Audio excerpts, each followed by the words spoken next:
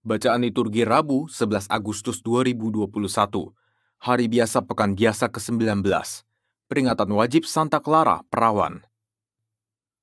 Bacaan dari Kitab Ulangan. Pada waktu akan meninggal, naiklah Musa dari dataran Moab ke pegunungan Nebo, yakni ke puncak Pisga yang berhadapan dengan Yeriko. Di sana Tuhan memperlihatkan kepada Musa seluruh negeri Kanaan, daerah Gilead sampai ke kota Dan, seluruh Naftali, tanah Efraim dan Manasye, seluruh tanah Yehuda sampai laut sebelah barat, tanah Negeb dan lembah Yordan, lembah Yeriko, kota pohon korma itu, sampai Zoar. Dan bersabdalah Tuhan kepadanya, "Inilah negeri yang kujanjikan dengan sumpah kepada Abraham, Ishak dan Yakub. Kepada keturunanmu lah akan kuberikan negeri itu.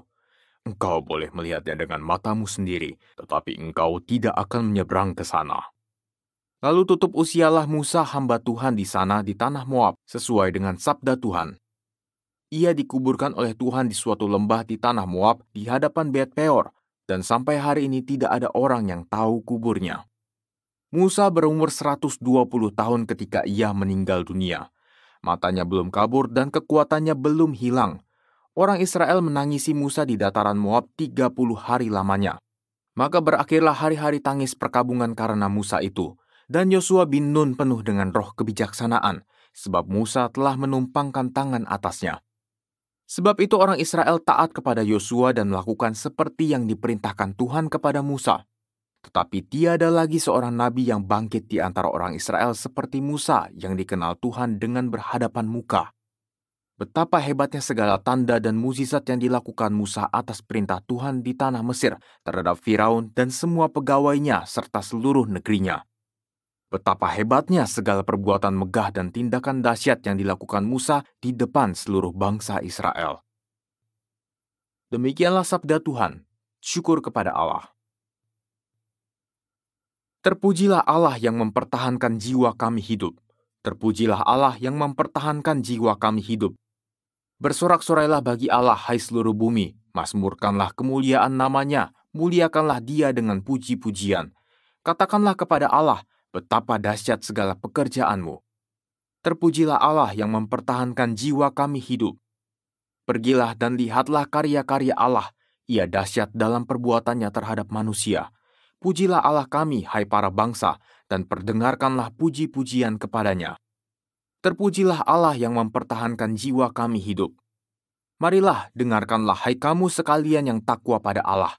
Aku hendak menceritakan apa yang dilakukannya terhadapku. Kepadanya aku telah berseru dengan mulutku. Kini dengan lidahku aku menyanyikan pujian. Terpujilah Allah yang mempertahankan jiwa kami hidup. Haleluya, haleluya. Allah mendamaikan dunia dengan dirinya dalam diri Kristus dan mempercayakan warta perdamaian kepada kita. Haleluya. Inilah Injil suci menurut Matius, dimuliakanlah Tuhan. Sekali peristiwa Yesus bersabda kepada murid-muridnya, "Apabila saudaramu berbuat dosa, tegurlah dia di bawah 4 mata. Jika ia mendengarkan nasihatmu, engkau telah mendapatnya kembali. Jika ia tidak mendengarkan dikau, bawalah seorang atau 2 orang lain supaya atas keterangan 2 atau 3 orang saksi, perkara itu tidak disangsikan.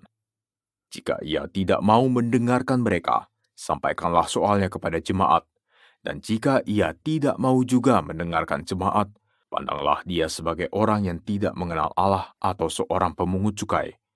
Aku berkata kepadamu, sungguh apa yang kalian ikat di dunia ini akan terikat di surga, dan apa yang kalian lepaskan di dunia ini akan terlepas di surga. Dan lagi aku berkata kepadamu, jika 2 orang di antaramu di dunia ini sepakat meminta apapun, permintaan mereka itu akan dikabulkan oleh Bapa-Ku yang di surga.